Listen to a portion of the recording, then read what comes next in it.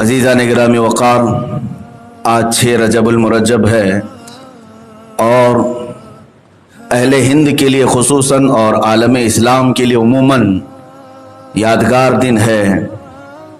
हम सब के मावा व मलजा हमारे आका व मौला शहंशाह हिंदुस्तान सैयदना मोइनुद्दीन हसन चिश्ती गरीब नवाज रज़ियल्लाहु तआला अन्हु का आज यौम विसाल है और हर हिंदुस्तानी मुसलमान जो यहाँ पर रहता है या बाहर रहता है वो दिल में अकीदत ख्वाजा आज़म की ज़रूर रखता है, सिवाय उसके जिसके दिल में कैंसर हो, बदअकीदगी का या औलिया दुश्मनी का। मेरे अजीज़ों, क्यों ना हम गरीब नवाज रज़ियल्लाहु तआला अन्हु की बारगाह में खिराज अकीदत पेश करें, इसलिए कि वक्त के बड़े बड़े औलिया ने उनके दरबार में यूं कहा है, ख्वाजा हिंद वो दरबार है आला तेरा, कभी महरूम नहीं मांगने वाला तेरा। और औलिया कामिलीन ने भी ये कहा है कि तेरे दर से ये करामत बारहा देखी, तेरे दर से ये करामत बारहा देखी। गरीब आए और हो गए गरीब नवाज, गरीब आए और हो गए गरीब नवाज। जो आए वहां पर वो खुद गरीबों को नवाजने वाले हो गए। तेरी जात से मेरा बड़ा ताल्लुक है, मैं गरीब बड़ा और तू बड़ा गरीब नवाज। अजीज़ान गिरामी वक़ार, सरकार गरीब नवाज रज़ियल्लाहु तआला अन्हु का एक लक़ब आप सुनते होंगे। हम तो वैसे उन्हें आताए रसूल से याद करते हैं, नायब रसूल से याद करते हैं, ख्वाजा खाजगान कहा जाता है, सुल्तानुल औलिया कहा जाता है, शेखुल मशाइख कहा जाता है। लेकिन साथ में आप हिंदल वली का एक लक़ब सुनते हैं, हिंदल वली। हिंदल वली जो एक लक़ब है सरकार गरीब नवाज रज़ियल्लाहु तआला अन्हु के लिए इस्तेमाल होता है, लेकिन अगर उसका मैं तर्जुमा करके आपको बताऊं तो आपको हकीकत का माना मालूम हो जाएगा।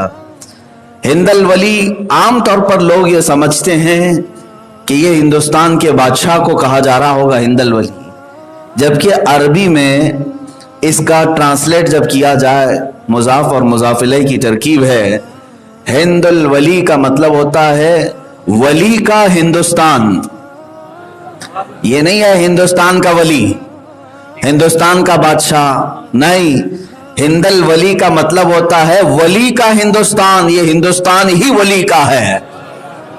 सरकार गरीब नवाज रज़ियल्लाहु तआला अन्हु के नाम से पूरे हिंद को मंसूब किया गया है। अजीज़ान गिरामी वक़ार, सरकार मोइनुद्दीन हसन चिश्ती गरीब नवाज रज़ियल्लाहु तआला अन्हु का खास तौर पर मुसलमानान हिंद पर एक बड़ा एहसान है, बड़ा करम है।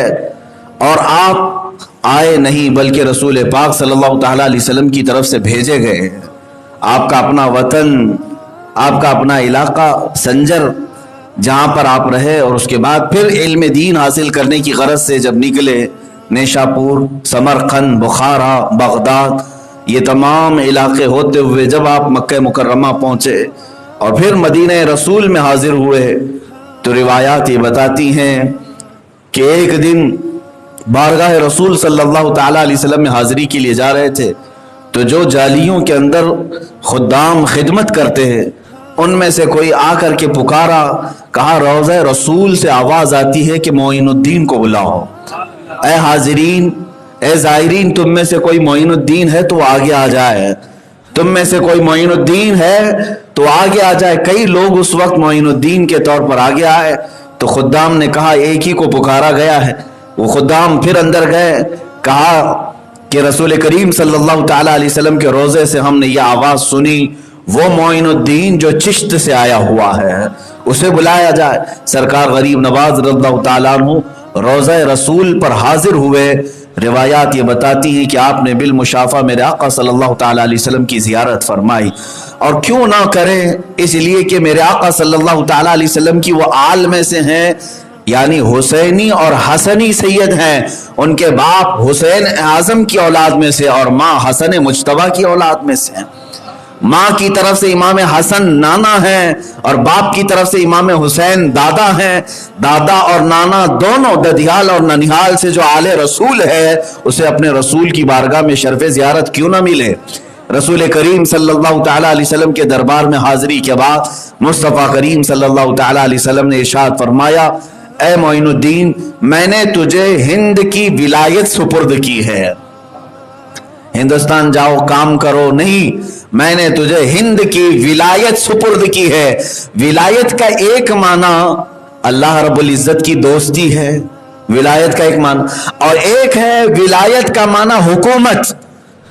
ایک ہے معنی حکومت, جیسے والی ہندوستان اورنگزیب عالمگیر کہا جاتا ہے, یعنی ہندوستان کا والی ولایت کا جو رکھنے والا ہے. ولایت ایک معنی میں حکومت کا ہے اور ایک معنی اللہ رب العزت کی دوستی کا ہے. تو حضور اکرم صلی اللہ تعالی علیہ وسلم کی طرف سے جب یہ اعلان ہوا کہ اے معین الدین میں نے تجھے ہند کی ولایت عطا کی, تو بزرگوں نے فرمایا اس میں دونوں معنی آ گئے, اللہ رب العزت کی ولایت بھی اور پورے ہندوستان کی حکومت و ولایت بھی آپ کو عطا کی گئی. اور جو رسول پاک کی زبان سے نکلا وہ ولایت چند سال کے لیے نہیں ہوتی, اسی لیے ہم دیکھ رہے ہیں 800 سال گزر گئے اب بھی وہ ولایت باقی ہے, آج بھی وہ ولایت باقی ہے. مجھے بتاؤ اجمیر معلیٰ کشاں کشاں چلے جاتے ہیں عرس غریب نواز کے موقع پر, یہ وہ لوگ ہیں جنہوں نے کبھی غریب نواز کو دیکھا ہی نہیں. کون ہے ہم میں سے دیکھا ہوا؟ نہ قریب کے باپ دادوں نے دیکھا, پھر بھی وہ عقیدت و محبت کہ وہاں جان نچھاور کرنے کے لیے حاضر ہیں, راستہ بھر تکلیفیں اٹھا کر کے بھی اجمیر معلیٰ پہنچتے ہیں. جس طرح سے بھی چاہے ایک جم غفیر اور سے غریب نواز میں حاضر ہوتا ہے. میرے عزیزو یہی ولایت ہند ہے جو سرکار عالم صلی اللہ علیہ وسلم کی طرف سے غریب نواز کو عطا کی گئی, اور وہ ہے حکومت سروں پر نہیں بلکہ دلوں پر ان کی قائم ہے. میں آپ کو بتاؤں سرکار غریب نواز رضی اللہ تعالیٰ عنہ کی کرامات, ان کی ولایت, بہت ساری چیزیں آپ نے سنی ہوں گی, لیکن ایک بات یہ بھی میں بتا دوں کہ آپ یہاں ہندوستان تشریف لائے تھے تو بڑے آسان اور شاہانہ انداز سے نہیں آئے. آپ کا استقبال یا پھر عالی شان طریقے سے آپ کو نہیں لایا گیا, بلکہ یہ تو کفرستان میں آ رہے تھے. آپ کو میں بتاتا ہوں حضور اکرم صلی اللہ تعالی علیہ وسلم کی بشارت کے بعد سرکار غریب نواز نے پوچھا کہ یہ اجمیر ہے کہاں ہے. اجمیر کا نام لیا گیا تھا تو انہوں نے پوچھا یہ اجمیر ہے کہاں. حضور پاک صلی اللہ تعالی علیہ وسلم کی طرف سے آپ کو ایک جنتی انار دیا گیا تھا, اور آپ فرماتے ہیں اس انار کو آپ نے تناول فرمایا تو آپ کی نگاہوں میں پورے ہند کا نقشہ سامنے ابھر کر آیا, یہاں تک کہ فرماتے ہیں میں نے اجمیر کی پہاڑیاں اور ندیاں بھی دیکھ لیا. راستہ طے کرتے ہوئے جب نکلے آپ تو آپ مدینہ رسول سے پھر واپس بغداد کے راستے ہوتے ہوئے ملتان پہنچے.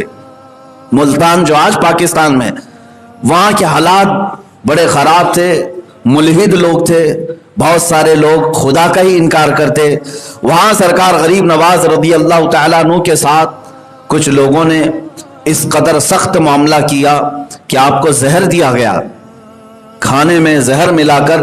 وہاں کا جو بڑا ملحد تھا اس نے اپنے 4 لوگوں کو, وہ ایک عمل ہوتا ہے جس کو ہیپناٹزم کہا جاتا ہے, عمل تنویم, سلا کر کے جو آرڈر دیا جائے, یہ عمل اس زمانے میں بہت مشہور تھا. ملتان کے ملحدین نے سرکار غریب نواز رضی اللہ تعالیٰ عنہ کے کھانے میں زہر دیا اور پیش کیا. آپ اس کھانے کو سامنے رکھتے ہیں اور جو 4 لوگ آئے تھے زہر دینے کے لیے وہ بیٹھے ہوئے رہے.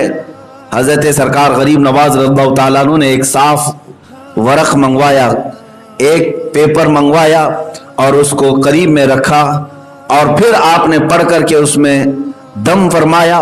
کھانے کے اندر جتنا صفوف زہر کا تھا وہ سب اڑ کر کے اس ورق میں آ کر جمع ہوا, اور پھر حضرت سرکار غریب نواز رضی اللہ تعالیٰ عنہ نے ان ملحدین سے کہا کہ یہ لے جاؤ, یہ زہر جس نے دیا تھا اسے واپس پہنچا دو, اللہ تبارک و تعالیٰ معین الدین کا حافظ و نگہبان ہے.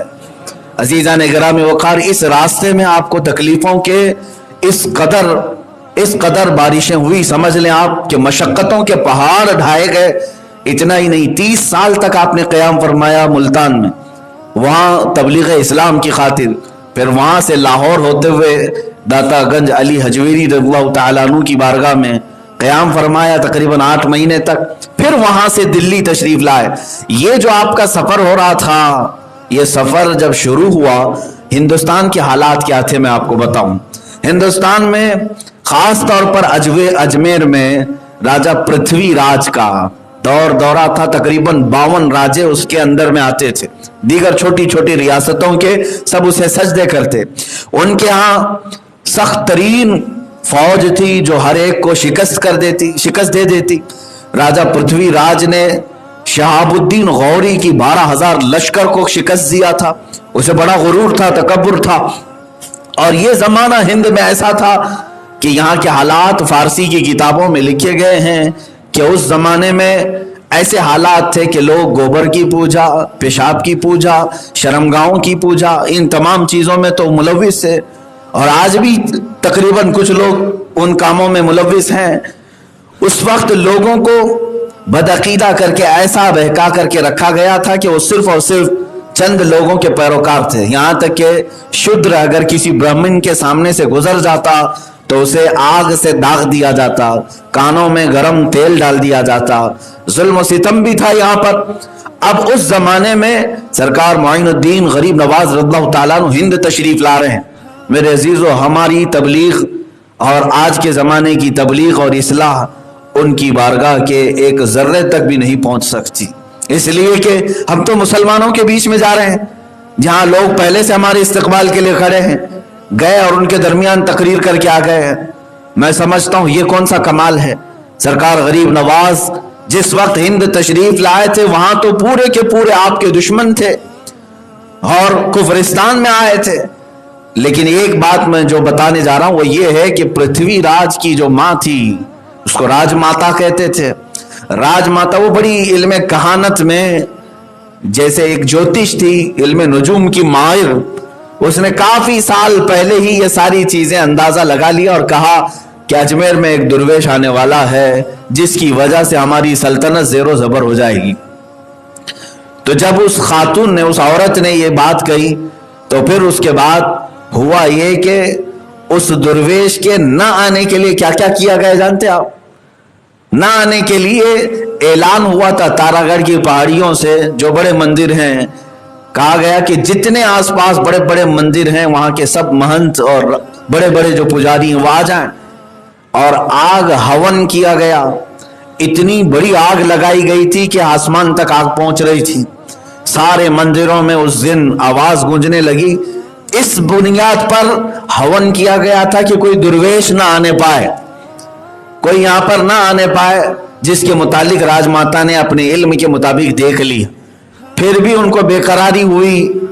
اس کے بعد پھر کیا کیا؟ بھوٹان کا ایک اور، بھوٹان جو آج بھی ایک چھوٹی سی کنٹری ہے، وہاں سے جادوگری بڑی مشہور تھی، ایک جادوگر کو جو بڑا مشہور تھا اسے لایا گیا، اور اس راج ماتا نے کہا کہ میں نے اپنے علم کے مطابق ایک ایسی چیز دیکھی ہے کہ کوئی درویش آ رہا ہے ہند میں ہے، ہماری دھرتی پر، اور اس سے ہمیں خطرہ لاحق ہے، کیا تو وہ بتا سکتا ہے کہ وہ کہاں ہے، کیسا ہے، کون ہے؟ اس جادوگر نے اپنے منتر پڑھنے شروع کی، اور اس کے بعد 4 مصور جو آرٹسٹ تھے ان کو قریب بلایا، اور اس کے بعد ان کے سامنے پانی رکھ کر کے منتر ایسے پڑھے کہ اس پانی میں سرکار غریب نواز کی پوری تصویر آئی۔ یہ جادو اور کہانت کے ذریعے سے ان لوگوں نے یہاں تک کر لیا، اور ان مصوروں نے اس کو دیکھ کر کے تصویر بھی نکال لی اور پھر پھیلا دیا کہ جو بھی اس طرح کے درویش کو دیکھے اس کو ہمیں بتا دے، اس کا آتا پتہ، یہ کہاں رہتا ہے، کیا ہے۔ تو پھر آپ کو یہ بھی میں بتا دوں کہ اجمیر سے جاسوس بھی نکلے ہر جگہ کے لیے۔ ایک بہت بڑا ان کا جاسوس تھا رام پرکاش، یہ گیا ڈھونڈتے ڈھونڈتے وہاں پہنچ گیا ملتان میں جہاں سرکار غریب نواز موجود تھے۔ وہ اپنے آپ کو مسلمان ظاہر کیا، امامہ پہنا، داڑھی رکھا اور نمازوں میں شریک ہوتا رہا، اور کافی دنوں تک تلاش جستجو کے بعد اسے پتہ چلا کہ اس شکل والے بزرگ یہی ہیں۔ وہاں خانقاہ میں حاضر ہوا سرکار غریب نواز کے، صبح شام آتا رہا۔ ایک دن وہ اکیلا پا کر کے حملہ کرنا چاہتا تھا۔ اس کے जुब्बे के अंदर खंजर छुपा ही रहता था, वो मौके की तलाश में होता कि मैं ये काम तमाम कर दूं और राजा पृथ्वीराज से ढेरों सारा इनाम हासिल कर लूं। तो राम प्रकाश इस नीयत से कई दिन तक मुल्तान में ठहरा रहा, लेकिन जिस दिन उसे मौका मिला गरीब नवाज की बारगाह में हाजिर होने का, उस वक्त रात हो चुकी थी, आधी रात। वो सोचा कि खीमे में वो अकेले होंगे, कोई नहीं। तो जैसे ही दाखिल हुआ, सरकार गरीब नवाज मुसल्ले पर बैठे हुए बेदार थे। आते ही वो बड़ी दाढ़ी वाला, बड़े अमामे वाला कदम बूसी करते हुए आया। सरकार गरीब नवाज रज़ियल्लाहु ताला अन्हु ने मुस्कुरा करके पूछा, राम प्रकाश क्या हाल है तुम्हारे? हैं राम प्रकाश क्या हाल है तुम्हारे? उसके हाथ पैर में कपकपी तारी हो गई और सरकार गरीब नवाज ने फरमाया, तकरीबन 12 दिन हो गए तुम्हें यहाँ आए और अब तक तुमने मुलाकात नहीं की। और उसके बाद जुमलों पर जुमले सरकार गरीब नवाज के जब पढ़ते रहे, आखिर में आपने फरमाया, अच्छा चलो कपकपी छोड़ दो, जिस काम के लिए आए वो काम तो पूरा कर दो, जिस काम की गरज से तुम आए थे वो काम तो पूरा कर दो। जुब्बे से उसने अपना खंजर निकाला और कदमों पर रखा और कहा, मैंने बड़ी जिंदगी जादू कहानत ज्योतिषों के साथ गुजारी, मगर ये जमाल गरीब नवाज का आज तक मैंने कभी नहीं देखा, जिसका दिल भी हसीन हो और चेहरा भी हसीन हो। सरकार गरीब नवाज रज़ियल्लाहु ताला अन्हु की कदमों पर गिरकर वो इस्लाम में दाखिल हुआ। उसके बाद आपने नाम जियाउर रहमान रखा। जियाउर रहमान और वही शख्स है जो अजमेर मोहल्ला तक लाने में सरकार गरीब नवाज का हम सफर और साथी रहा। ये मेरे मौला की हिकमतें हैं, हर दुश्मन के मुंह को मोड़ता है और अपने दीन की खिदमत पे लगाता है। इसीलिए इकबाल ने कहा था, हरम को मिल गए पासबां सनम खाने से। कभी रब तबारक व तआला अपने हरम पाक की हिफाजत उन लोगों से करता है जो हरम को ढाने की कोशिश करते हैं। सरकार गरीब नवाज रज़ियल्लाहु ताला अन्हु का वो ऐसा सिक्योरिटी गार्ड, बॉडी गार्ड बन करके पूरे सफर में रहा कि आप पर जान निछावर करता था जो जासूसी के लिए आया। और इधर अजमेर से हुआ यह था कि पृथ्वीराज ने ऐलान किया था, जितनी चौकियां हैं सरहद पर सब पर यह तस्वीर दी जाए और सख्त नाकाबंदी की जाए कि कोई दुर्वेश आने ना पाए, इस शक्ल वाला कोई अंदर आने ना पाए। तो सब जगह चौकियां लगाई गई थी। सरकार गरीब नवाज रज़ियल्लाहु ताला अन्हु जब लाहौर से निकलकर तशरीफ ला रहे थे, वो पंजाब का रास्ता था, अमृतसर का, भटिंडा, पटियाला, ये रास्ते से होते हुए आप सरकार गरीब नवाज हिंदुस्तान तशरीफ ला रहे थे। तो जियाउर रहमान ने पहले ही बताया कि सरकार हमारे दाखिले का कोई रास्ता पृथ्वीराज ने छोड़ा नहीं, हर जगह सख्त चौकियां हैं, कोई भी रास्ता अंदर दाखिल होने का नहीं है। बहुत सरकार गरीब नवाज रज़ियल्लाहु ताला अन्हु ने फरमाया, ए जियाउर रहमान, अब तो कुफरिस्तान में नहीं, अब तो इस्लाम में है।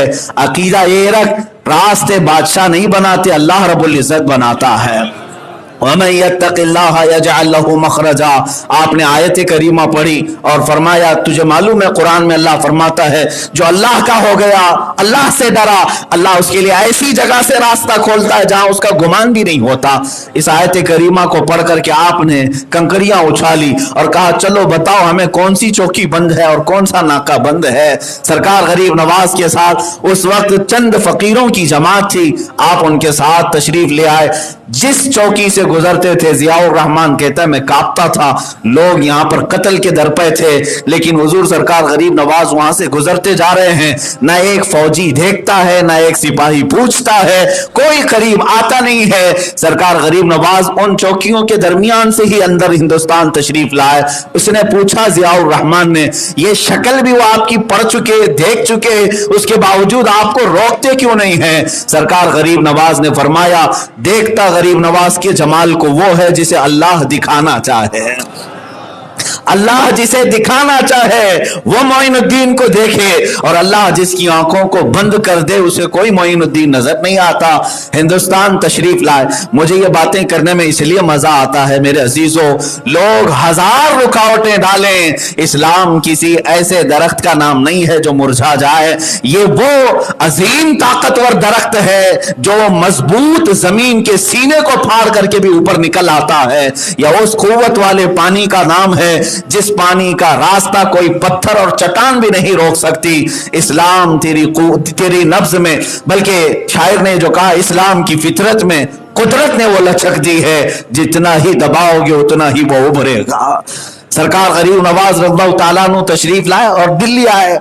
दिल्ली पहुंचते ही कोहराम मच गया, सब जगह हलचल हो गई कि वो दुर्वेश आ गया जिसकी लोगों को तलाश थी, लेकिन हिम्मत किसी की नहीं हुई। सरकार गरीब नवाज रज़ियल्लाहु ताला अन्हु जब तशरीफ लाए तो जो गुरबा और मसाकीन थे वो सब टूटे हुए आ जाते थे, इसलिए कि जुमलों में बला की तासीर थी। आप जिसके लिए दुआ फरमाते उसी दिन वो सरसब्ज और शादाब हो जाता, सैराब हो जाता।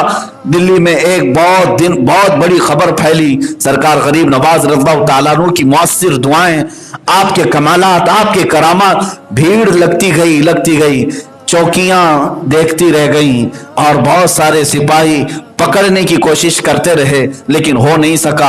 यहां तक कि मेरे अजीजों, अब हालात ऐसे भी आए कि सरकार गरीब नवाज रज़ियल्लाहु ताला अन्हु ने फरमाया कि अब हमें अजमेर का सफर करना है। पृथ्वीराज को खबर दे दी गई कि वो दिल्ली पहुंच गया है और अजमेर भी आने वाला है। कहा कैसे आया? कहा उन्हीं चौकियों के बीच में से आया, वहीं से आया, कोई नहीं देख पाया। तो जितनी उस रास्ते पर चौकियां थी, जितने फौजी थे, सबका उसने कत्ल करवाया, सबको मार डाला, कत्ल करवाया और अजमेर की धरती के आसपास और सख्त पहरे लगाए। उसकी मां ने बुलाया और कहा मैं इल्मे कहानत में देख चुकी, अब इस दुर्वेश का रास्ता रोकना बेकार है, छोड़ दे और इसके साथ जोर जबरदस्ती ना कर, वरना जिल्लत और रुसवाई होगी और बड़ी बुरी मौत मारे जाएंगे। मां ने कहा बेटे को, जो पृथ्वीराज की मां थी, समझाया, लेकिन वो गुस्से में लाल पीला था। उसने कहा मैं ताकत इस्तेमाल अगर से नहीं करूंगा, लेकिन वो दुर्वेश जो बातिनी ताकत लेकर के आया उसी तरह की ताकत मैं भी उसके लिए इस्तेमाल करूंगा। सरकार गरीब नवाज रज़ियल्लाहु ताला अन्हु देखते देखते अजमेर मोहल्ला भी पहुंच गए, अजमेर भी आए। ये बात मैं इसलिए अर्ज कर रहा हूं मेरे अजीजों कि घूमते फिरते भटकते कोई इस तरह से नहीं पहुंच गया, बल्कि गरीब नवाज के आने की इत्तला हिंद के कुफ्र को खबर थी और यहां कोहराम मचा हुआ था, ऑलरेडी पहरे लगे हुए थे, रोकने के लिए सारे इंतजामात थे। उन तमाम तर दरवाजों को फलानते हुए शहंशाह हिंद अजमेर की धरती पर तशरीफ लाया है। और उसके बाद सरकार गरीब नवाज रज़ियल्लाहु ताला अन्हु के आने के बाद जो आपके ऊपर सख्तियां हुई वो एक दो नहीं, बहुत सारी। आपको आते ही लोगों ने घेरना शुरू किया, लेकिन कई लोग, यहां तक कि तारीख में बताया, दिल्ली से अजमेर जाने तक रास्ते में, दिल्ली से अजमेर जाने तक रास्ते में 7,000 लोग इस्लाम में आ चुके थे।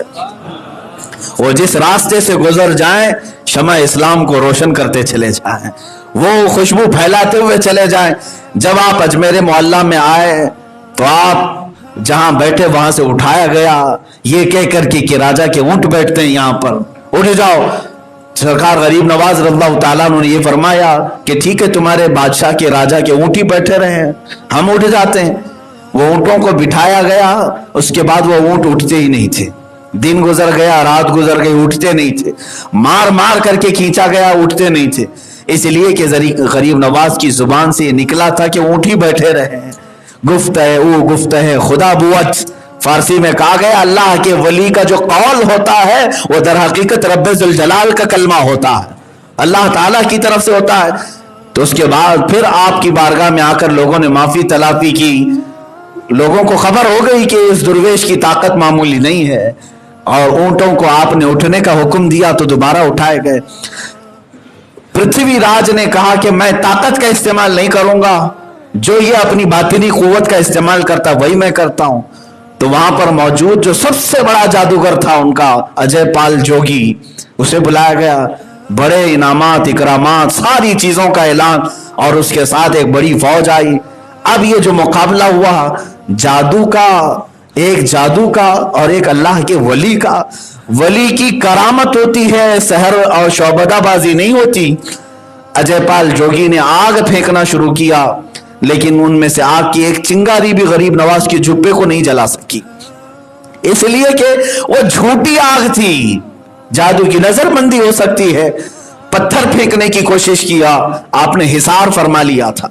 اپنے ارد گرد گھیرا بنایا، آپ اور آپ کے مریدین تھے، ایک پتھر بھی اس دائرے کے اندر داخل نہیں ہوتا۔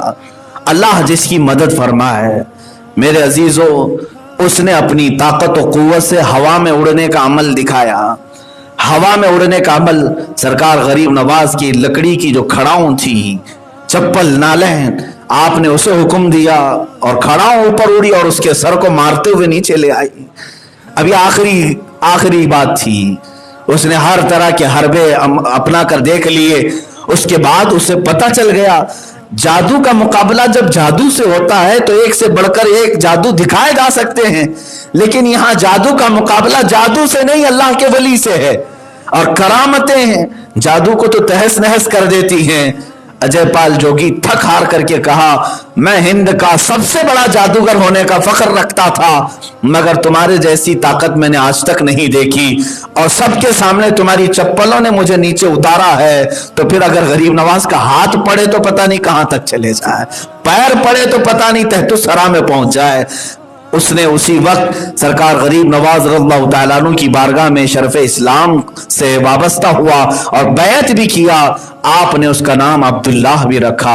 سرکار غریب نواز رضی اللہ تعالیٰ عنہ کے مقابل میں جو آئے اور وہ سب دائرہ اسلام میں داخل ہوتے رہے۔ ان تمام واقعات سے مجھے ایک بات سمجھ میں آتی ہے، عطائے رسول کا لقب بالکل پرفیکٹ ہے سرکار غریب نواز کی شان کے لیے، اس لیے کہ میرے آقا صلی اللہ تعالیٰ علیہ وسلم کی آل میں سے بھی ہیں، اولاد میں سے بھی ہیں، اور عالم ہونے کے اعتبار سے نائب رسول بھی ہیں۔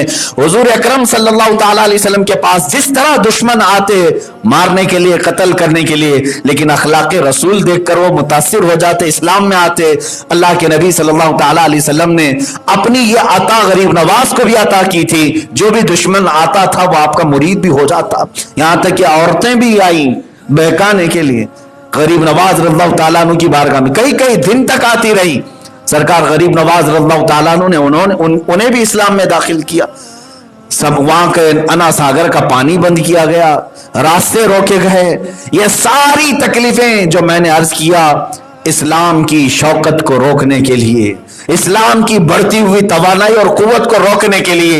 اے مسلمانوں، اگر آج آپ کو ایسا لگتا ہے کہ کوئی دوسرا پرتھوی راج ہماری مسجدوں کو روکتا ہے یا ہمارے مساجد اور منابر اور معابد کے لیے روڑے اٹکاتا ہے تو ڈرنے کی بات نہیں۔ جو غریب نواز کی قوم ہند میں آباد ہے، انشاءاللہ العزیز، جیسے اجمیر معلیٰ میں میرے مولا نے مدد فرمائی تھی، ہند کے غریب نواز کے مریدین کی آج بھی مولا ویسی مدد نازل فرمائے گا۔ شرط یہ ہے کہ یہ ہندی مسلمان سرکار غریب نواز کے مشن پر تو آ جائیں، آپ اپنے مشن پر آ جائیں، آپ اپنی توانائی اور قوت یہاں پر دنیا حاصل کرنے کے لیے، عیاشی کے لیے نہ لگاؤ۔ اے جوانوں، اے نوجوانوں، تمہیں تو ایک کوئی حسن والی پری دکھا دی جائے ایمان خراب ہو جائے، لوگ دولت دکھا دیں تو تم اپنا سارا منصب چھوڑ کر ادھر چلے جاؤ۔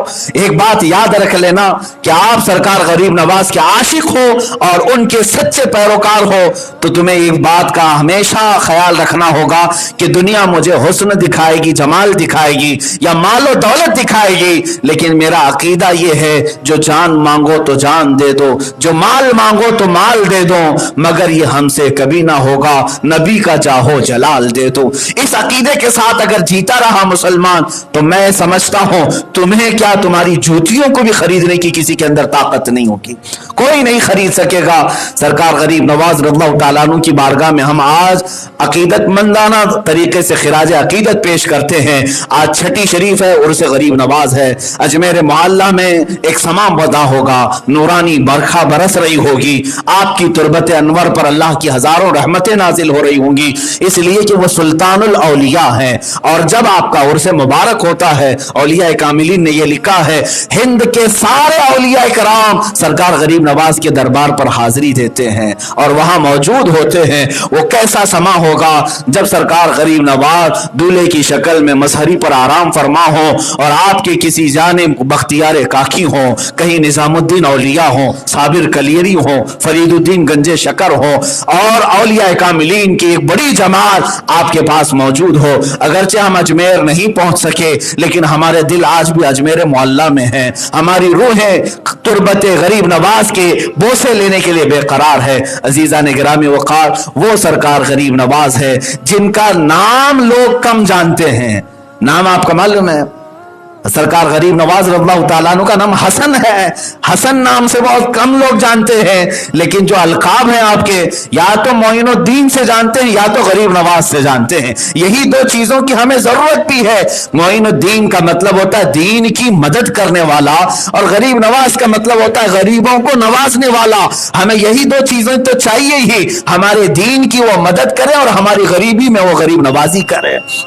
یہی دو چیزیں، اسی لیے اللہ تعالیٰ نے ہمارے درمیان انہیں انہی دو القاب سے مشہور رکھا ہے. خواجہ عثمان ہارونی رضی اللہ تعالیٰ عنہ کی بارگاہ یہ جو آپ کو لقب دیا گیا ہے اس کی ایک وجہ میں بتا دوں. یہ دمشق کے یا بغداد کے کسی مسجد میں آپ بیٹھے ہوئے تھے، آپ کے پیر و مرشد خواجہ عثمان ہارونی بھی، خواجہ اوحد الدین کرمانی اور کئی اولیاء جو غریب نواز کے ہم اثر ہیں، ان کے زمانے کے وہ بیٹھے ہوئے تھے اور اس وقت سبوں نے اپنی اپنی ایک کرامت کا اظہار کیا.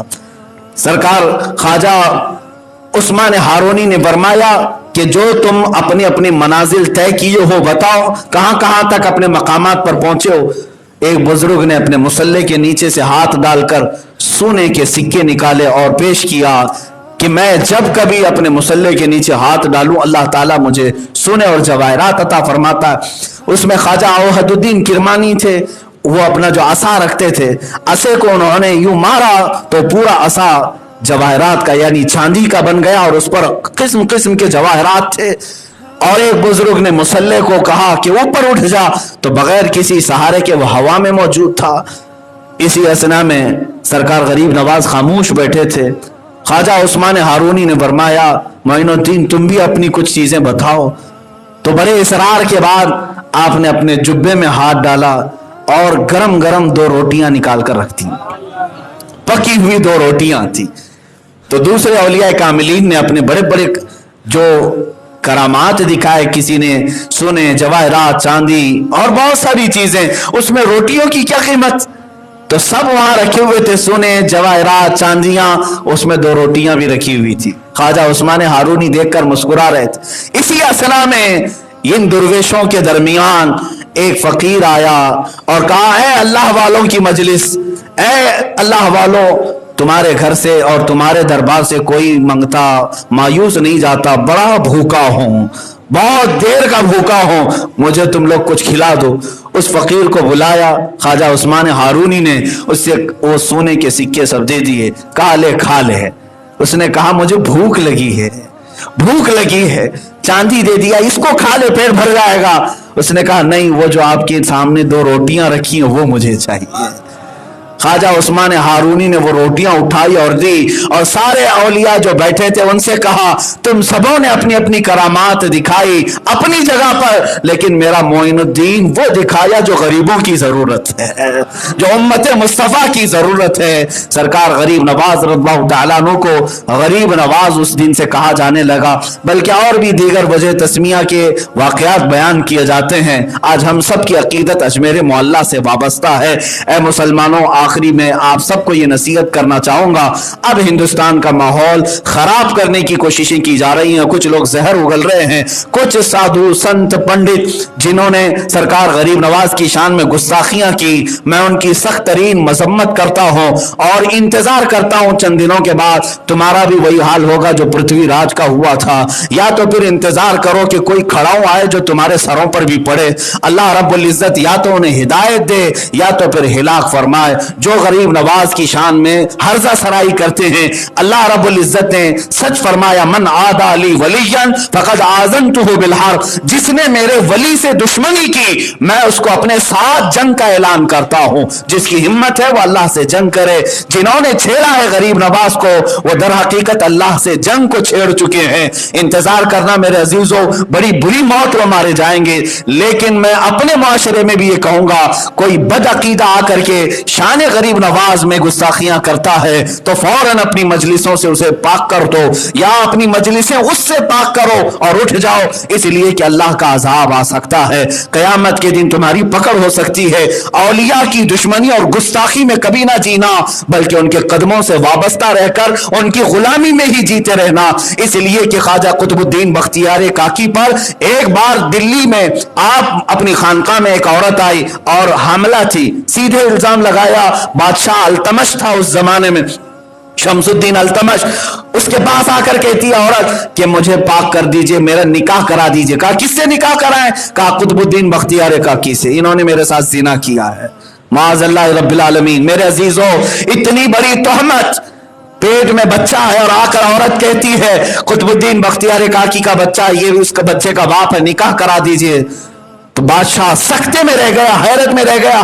कुतुबुद्दीन बख्तियार काकी से पूछा गया, आप पसीना पसीना हो गए, आप इसी असना में आंख बंद करके अपने पीरो मुर्शिद की तरफ लौ लगाते हैं जो अजमेर मोहल्ला में थे। सरकार गरीब नवाज की तरफ लौ लगाया और कहा, ऐ गरीब नवाज, तुम्हारे गुलाम की इज्जत पर आज बात आ गई है। आपने आंख खोला, दरबारे अदालत में बादशाह भी है, औरत भी है, आप भी हैं। आंख खोलते ही देखा सरकार गरीब नवाज अदालत में मौजूद है, वहां मौजूद थे। लोगों ने आपकी दस्तबोसी की, कदमबोसी की और बादशाह खड़ा हो गया। कहा, सुल्तानुल औलिया आप कैसे तशरीफ लाए? कहा, मुझे मेरे बच्चे ने याद किया, मेरे मुरीद ने याद किया, इसलिए मैं आ गया। बता कुतुबुद्दीन तेरे साथ क्या हुआ? कहा, यह औरत मुझ पर इल्जाम लगाती है। सरकार गरीब नवाज ने उस खातून को करीब किया, कोई सवाल जवाब नहीं, बल्कि बादशाह अल्तमश से कहा, मैं तुझे गवाही दिलाता हूं, इस औरत के अंदर, पेट के अंदर जो बच्चा है उसका बाप कौन है? गरीब नवाज ने दूर से मुखातब करके कहा, औरत नहीं, ना ही कोई दूसरा, ऐ पेट में मौजूद बच्चे, तू बोल तेरा बाप कौन है? पेट के अंदर से आवाज गूंजने लगी। अदालत में सारे लोगों ने सुना, वो बच्चा पुकार रहा था, मेरी माँ फाहिशा है, मेरी माँ सानिया है, फला से इसने बदकारी की है। कुतुब साहब ने कभी आज तक इसके ऊपर नजर तक नहीं दौड़ाई। वो औरत शराबूर हो गई पसीने में, फिर रोकर कहने लगी, चंद लोगों ने पैसे देकर के मुझे इल्जाम लगाने के लिए भेजा था। बादशाह ने सख्त सरजनिश की। मैं इस वाक़े को इसलिए अर्ज कर रहा हूं, कुतुब साहब जो खुद वली कामिल हैं, कुतुबुद्दीन बख्तियार काकी एक वली कामिल का नाम है, लेकिन जब उनकी इज्जत पर भी बात आ गई, उन्होंने दरबार गरीब नवाज में लौ लगाया और फिर मदद भी आई। इसीलिए मुसलमानों, आज मैं ये कहूंगा, अगर हमारी इज्जत पर बात आ जाए, अगर हमारे ऊपर कभी मामलात आ जाए, एक बार बंद आंखों से अजमेर की तरफ लौ लगाओ और कहो, ऐ गरीब नवाज, मैं किसी मोदी की सरजमीन पर नहीं रहता, मैं गरीब नवाज की सल्तनत में रहता हूं। ऐ बादशाह आप है मेरे, सरकार आप है मेरे, अगर मेरी इज्जत पर बात आ गई है तो मेरी मदद आपके जरिए से होगी, इंशाअल्लाह अज़ीज मदद पहुंचेगी। इसीलिए कि बुजुर्गों ने फरमाया है, बगर दाबे बला उस्तादा कश्ती, ज़ईफा ने शकिस्ता रा तू पुश्ती, बहक़ ख्वाजा उस्मान हारूनी, मदद कुन या मुईनुद्दीन।